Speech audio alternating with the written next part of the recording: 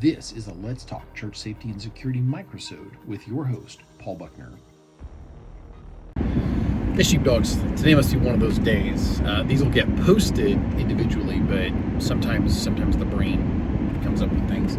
So to experience is to truly know. It's a thing that I've talked about a lot, but one of the things they had us do, I've talked about this before in the academy, is they had us run with a tourniquet on. We literally had to put a tourniquet on, and I was reminded of that during a training that we did recently, going through a class dealing with potential active shooter threats.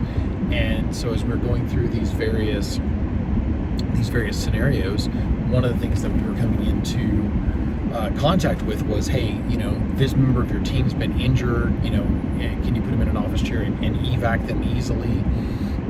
Just little things like that were part of the scenario, that if you need to get somebody out of there and you might have, a half mile of hallways to get them out of an environment to evac them to where medical is staging.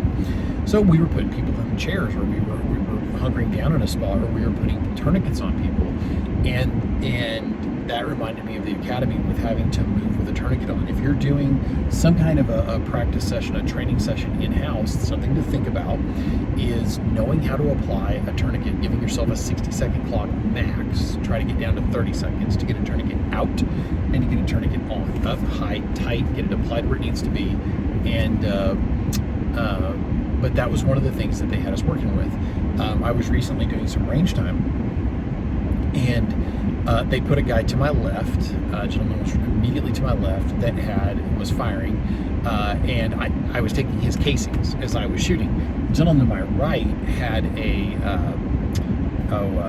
flash hider on the front of his handgun, and I was literally getting some of the muzzle blast off of it. To experience is to truly know, and it impacted my shooting a little bit for the first 2 seconds, and then I was just ignoring it. That's something to be thinking about in an environment like that. Is you're going to be hearing other gunfire, you're going to be hearing other things going on. Other things might be pelting you. You might be in a situation where the guy immediately to one side or the other of you is hitting you with casings, because that's how dire it is. It's all hands on deck, all rounds on target.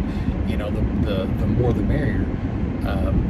I've fired inside of vehicles in training to where you're firing and you feel that if you're going to do this, you want eye protection, and then you want some type of a respirator type setup. You want some type of a mask that's going to protect you from the powder, and understand you're going to get blowback. To experience is to truly know.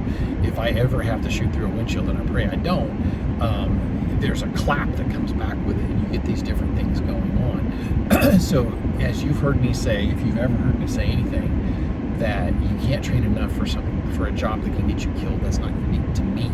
And one thing that saying is kind of unique to me is you'll never find yourself in a life or death situation and say, gee, I wish I hadn't trained that much for this. And so that tourniquet, it hurts. Tourniquets hurt. They're supposed to. If you apply a tourniquet properly, the instructor should not be able to feel your pulse. And here's the thing. I saw people cheating in training. I've seen people cheat in church safety training. I've seen kids cheat in the academy. I've seen firefighters cheat. I've seen paramedics cheat. I've seen cops cheat. I've seen everybody cheat and not tighten it down as much as you're supposed to. Don't do that. Train properly. Actually tighten it down. If you do your job correctly, it hurts a lot and it's not comfortable, but you can still perform it. You can still do mag changes. You can still clear malfunctions. You can still run. And knowledge is power.